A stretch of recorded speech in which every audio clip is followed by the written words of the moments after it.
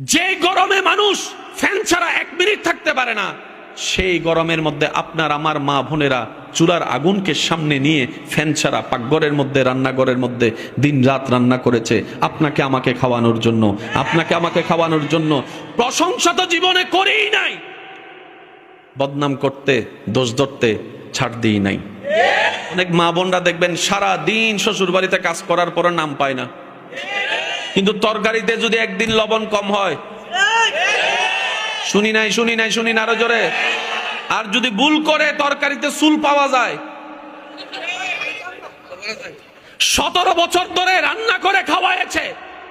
যে গরমে মানুষ ফ্যান ছাড়া 1 মিনিট থাকতে পারে না, সেই গরমের মধ্যে আপনার আমার মা বোনেরা চুলার আগুনকে সামনে নিয়ে ফ্যান ছাড়া পাকঘরের মধ্যে, রান্নাঘরের মধ্যে দিন রাত রান্না করেছে আপনাকে আমাকে খাওয়ানোর জন্য, আপনাকে আমাকে খাওয়ানোর জন্য।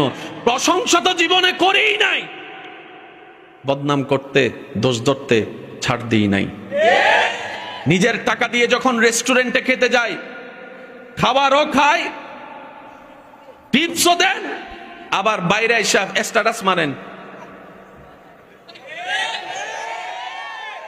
কয়জন আছেন ফেসবুকে স্ট্যাটাস দিয়েছেন, মা আপনাকে ধন্যবাদ, আজীবন রান্না করে খাওয়াইছেন। কয়জন স্বামী আছেন স্ট্যাটাস দিয়েছেন, বউ তোমাকে ধন্যবাদ, নিজের কষ্ট সহ্য করে তুমি আপনাকে রান্না করে খাওয়াইছো। কয়জন আছে? একজনও নাই। রেস্টুরেন্টের প্রচারকারী আছি, থ্যাংক ইউ দেনেওয়ালা আছি, যাদেরকে দেওয়ার দরকার তাদেরকে দিই না। বছরে একবার খাই, সেখানে থ্যাংক ইউ চলে। বছরে 365 দিন খাই 2 বেলা, সেখানে কোনো থ্যাংক ইউ নাই। এইকে আর কি খুশি করতে চাবেন?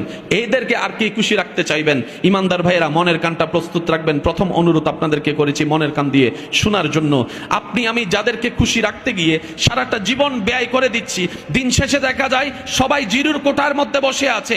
বাবা সন্তানকে খুশি রাখতে পারে না, মা সন্তানকে খুশি রাখতে পারে না, সন্তানরা মা বাবাকে রাজি রাখতে পারে না, স্বামীর কাছে স্ত্রী খুশি হয় না, স্ত্রীর কাছে স্বামী খুশি হয় না, ভাইয়ের কাছে ভাই খুশি হয় না, ভাইয়ের কাছে বন্ধু খুশি হয় না, বন্ধুর কাছে, এইভাবে চলে যায়। আর রব বলে, বান্দারে তুই আমাকে একটা সিজদা দিলে আমি খুশি হয়ে যাই। আর একটু জোরে, যাদেরকে খুশি রাখতে চাই জীবন দিয়া দিই। খুশি বলেন না, খুশি হয় না। আর রব বলে যে বান্দা তুই মন থেকে একটা সিজদা দে। রব বলে বান্দা একটা সিজদা দে,